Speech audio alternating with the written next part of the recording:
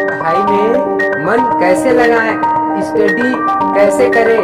विद्यार्थियों के मन में सबसे बड़ा सवाल यह होता है कि पढ़ाई में मन कैसे लगाएं। स्टूडेंट्स को पढ़ाई तो करनी होती है, पर उसको पढ़ाई करने का मन नहीं लगता और इसी वजह से वह पढ़ाई भी नहीं कर पाते। सब बोलते हैं पढ़ाई में मन लगाओ, एग्जाम आने वाले हैं, एग्जाम में अच्छा स्कोर करना है, किसी का टारगेट है क्लास में फर्स्ट आना। फिर चाहे आपका गोल कोई भी क्यों ना, उनको पाने के लिए एक काम जो आप सभी को करना ही पड़ेगा और वह है पढ़ाई। जब बिना किसी के रहेंगे होगे आपकी पढ़ाई काफी इंटरेस्टिंग होने वाली है। मैं आपको इस बात की गारंटी देता हूँ कि इस वीडियो को देखने के बाद आपके अंदर पढ़ने का जुनून सा जाएगा। यह पर तो मैं आपको पढ़ाई करने के लिए टिप्स बताने वाला हूँ। इससे न केवल आप पढ़ाई में मन लगा सकते हैं, बल्कि किसी भी अच्छी आदत को अपना सकते हैं। जो कार्य अब तक नहीं कर पाते थे वह बड़े ही आत्मविश्वास के साथ कर पाएंगे। दोस्तों, आज के इस वीडियो में हम आपको यह बताने वाले हैं कि अगर आपका मन पढ़ाई में नहीं लग रहा है तो क्या करें। पढ़ाई में मन कैसे, how to concentration on study. पढ़ाई में मन लगाने के उपाय क्या है, पढ़ाई में मन लगाने के तरीके क्या हैं, स्टडी कैसे करें, पढ़ाई में मन कैसे लगाएं, पढ़ाई कैसे करें। पढ़ाई में मन लगाने के लिए यह बात मैं आपको कुछ टिप्स बता रहा हूँ, जिन्हें फॉलो करके आप भी पढ़ाई में मन लगा सकते हैं। अगर आपके बच्चों के पढ़ाई में मन नहीं लगता है तो क्या करें, इसका सलूशन भी आपको इस वीडियो पर मिल जाएगा। मैं भी एक स्टूडेंट हूँ, मुझे भी पढ़ाई करनी पड़ती है और मैं इन्हीं टिप्स को फॉलो करता हूँ और इसीलिए मैं आपको यह पर पढ़ाई में मन लगाने के मंत्र के बारे में बता रहा हूँ। तो चलिए एक एक करके हम उन सभी टिप्स के बारे में जानते हैं। तो चलिए शुरू करते हैं पढ़ाई में मन लगाने के लिए टिप्स। यह वीडियो उन छात्रों के लिए है जो अपनी पढ़ाई पर ध्यान केंद्रित करना चाहते हैं, तो लगातार पढ़ाई करना चाहते हैं पर उनका मन पढ़ाई में लग ही नहीं रहा है। और सबसे बड़ा सवाल कि पढ़ाई की शुरुआत कैसे करें, और उन पेरेंट्स के लिए जिनके मन में यह सवाल होता है कि बच्चे का पढ़ाई में मन नहीं लगता, क्या करूं, बच्चे का ध्यान पढ़ाई में केंद्रित कैसे करें कि आगे आपको पढ़ाई में मन लगाने के लिए टिप्स दिया हूँ। पहला, पढ़ाई करने का हेतु, पर्पस ऑफ स्टडी। किसी भी आदत को शुरू करने से पहले आपको अपने आप से पूछना ही कि मेरा हेतु क्या है, मेरा पर्पस क्या है, मैं पढ़ाई क्यों कर रहा हूँ, इसके पीछे का कारण क्या है कि जिसके वजह से मुझे पढ़ाई करनी है, पढ़ना क्यों जरूरी है, यह सोचिए। आपके ही अपने आप से पूछे जाने वाले सवाल, इन सभी सवालों के जवाब में आपको कुछ ऐसे जवाब मिलेंगे जैसे कि पढ़ाई तो करना ही पड़ेगी, पढ़ाई नहीं करूँगा तो एग्जाम में फेल हो जाऊँगा, मुझे क्लास में टॉपर बनना है, जीवन में एक सक्सेसफुल पर्सनल बनना। हर चीज को करने के पीछे उसका कुछ पर्पस होता है जिसके लिए आप वह काम करते हैं। ठीक उसी तरह पढ़ाई करने का भी एक पर्पस होता है कि जिसका वजह से आप पढ़ाई करते हैं, आपका पढ़ाई करनी पड़ती है। तो पढ़ाई में मन लगाने के लिए आपको पढ़ाई करने के बाद क्या सफलता मिलेगी, इनके बारे में सोचिए, इनके बारे में सोचिए कि अगर मैं पढ़ करूँगा तो मुझे यह फायदा होगा, और इसी सोच के कारण आपके पढ़ाई करने का मन करेगा।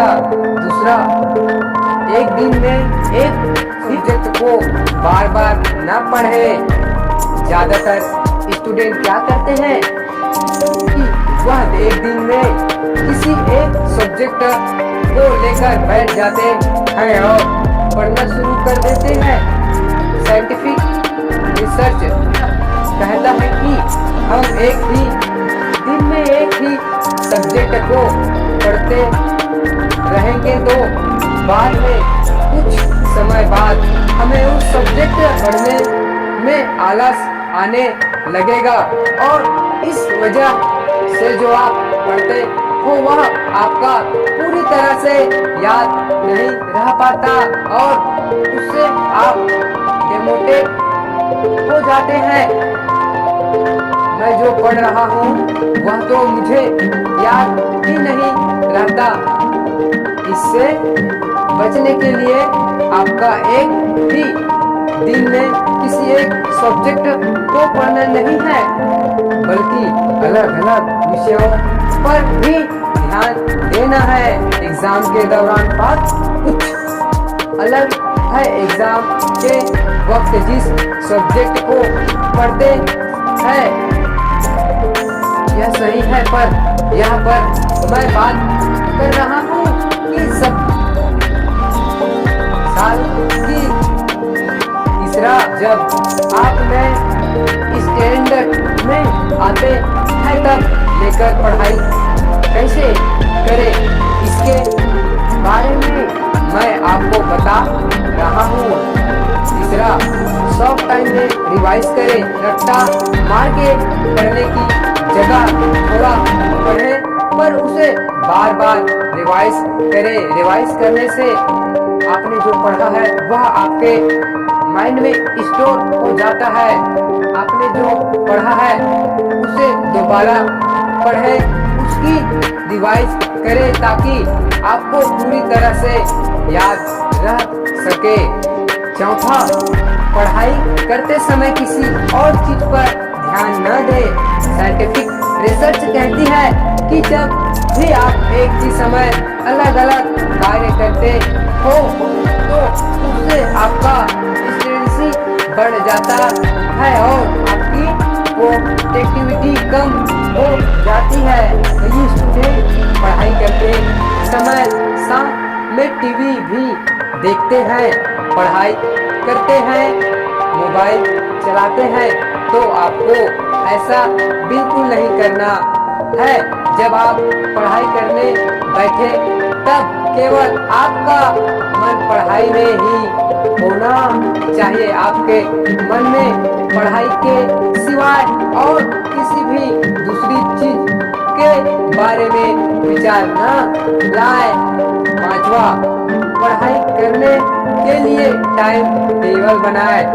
आप एक स्टूडेंट है और एक स्टूडेंट का समय उसके करियर के लिए बहुत ज़्यादा जरूरी होता है। हमें इस समय का वेस्ट नहीं करना चाहिए। आपको पढ़ाई करनी चाहिए। सब्जेक्ट को पढ़ने के लिए कुछ समय दे। सिर्फ टाइम टेबल बनाने से कुछ नहीं होगा। आपको उस टाइम टेबल के अनुसार पढ़ाई करनी पड़ेगी।